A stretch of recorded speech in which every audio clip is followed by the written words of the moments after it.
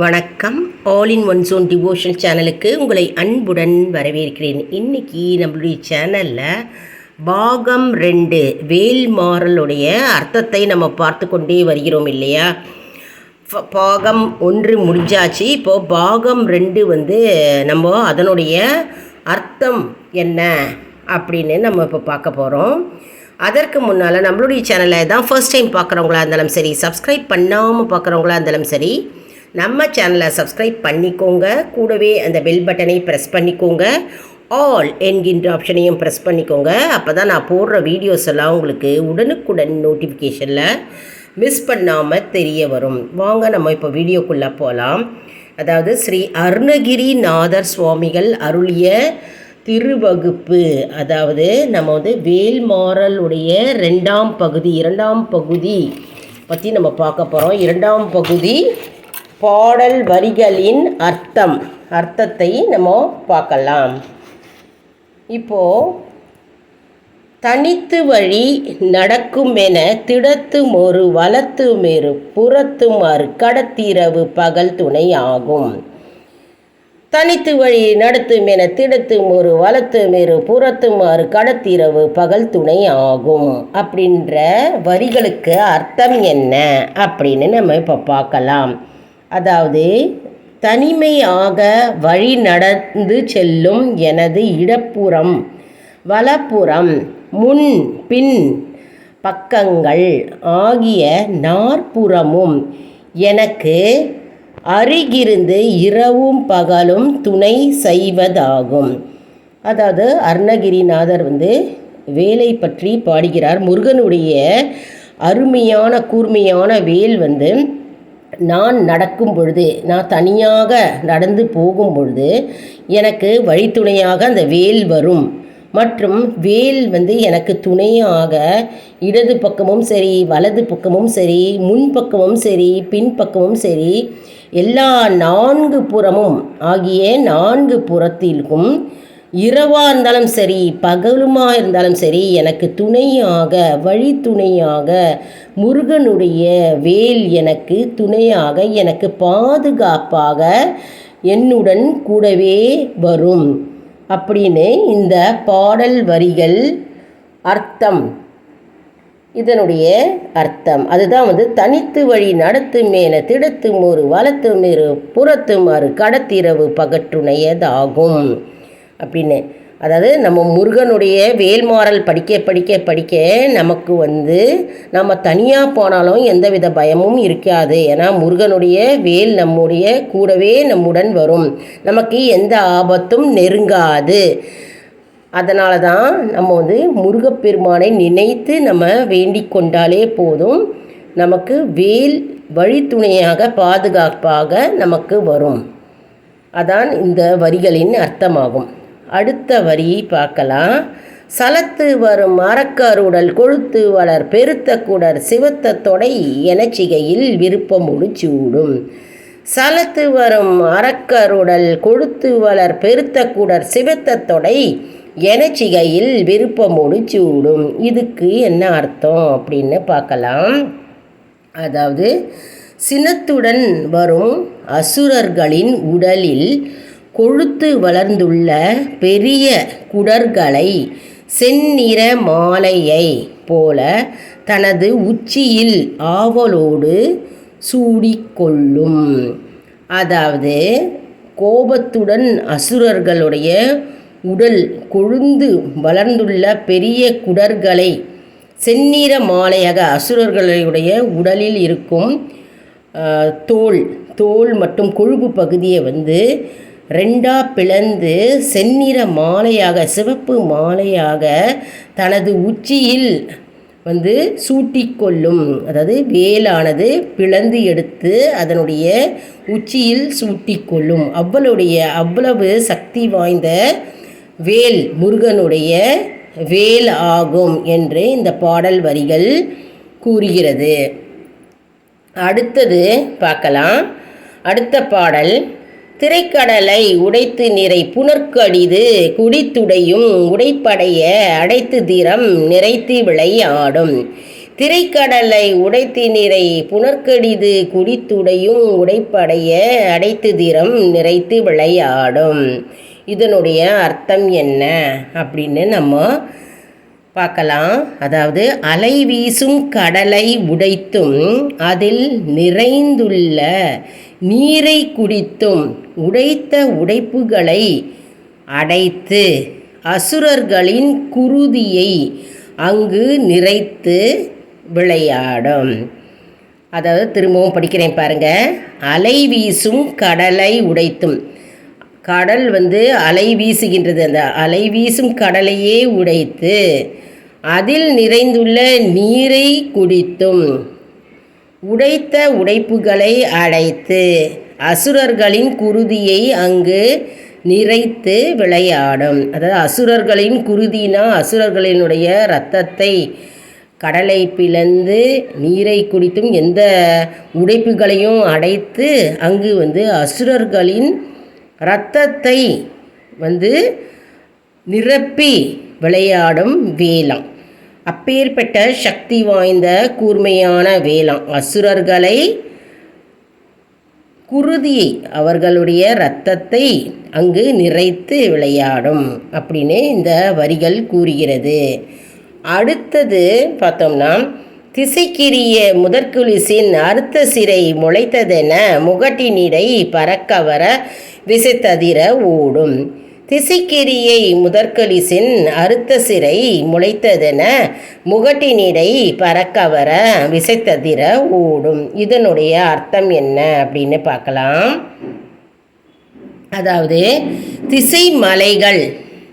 திசைமலைகள் முன்னாளில் குளிர் சப்படையுடைய இந்திரன் அறுத்தெறிந்த சிறகுகள் மீண்டும் முளைத்து விட்டனவோ என்னும்படி அடைத்து உச்சியில் பறந்து மிக வேகத்துடன் திசைகள் அதிர ஓடும்.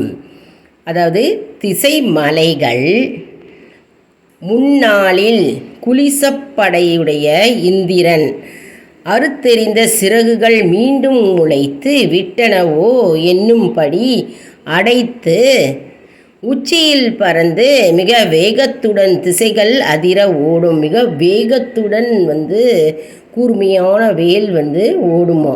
அதாவது திசை மலைகளையே குளிர்ச்சியான அந்த மலைகளில் இந்திரனுடைய அதாவது சிறகுகள் மீண்டும் முளைத்து விட்டனவோ என்னும்படி அது உச்சியில் பறந்து மிக வேகத்துடன் எந்த பிரச்சனையாக இருந்தாலும் கூர்மையான வேல் எந்த திசைகளும் ஓடக்கூடிய சக்தி வாய்ந்த வேலாகுமா. எந்த திசை மலைகளிலும் சரி, குளிர் பகுதியிலும் சரி, எந்த இடத்திலும் சரி கூர்மையான வேல் அறுத்தெறிந்து ஓடக்கூடிய கூர்மையான வேல் என்று இந்த வரிகள் கூறுகிறது. இப்போ அடுத்த பாடல் வரிகளை பற்றி பார்க்கலாம்.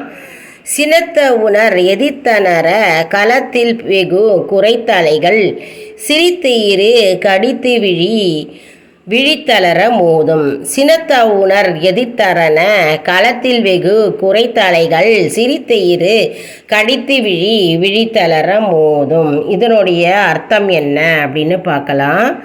அதாவது சினங்கொண்டுள்ள அசுரர்கள் எதிர்த்து வந்த போர்க்களத்தில் அவர்களின் உடலற்ற தலைகள் சிரிக்கவும் பற்களை கடிக்கவும் விழிகளை விழிக்கவும் வாய்கள் அலறவும் அவர்களை மோதி தாக்கும்.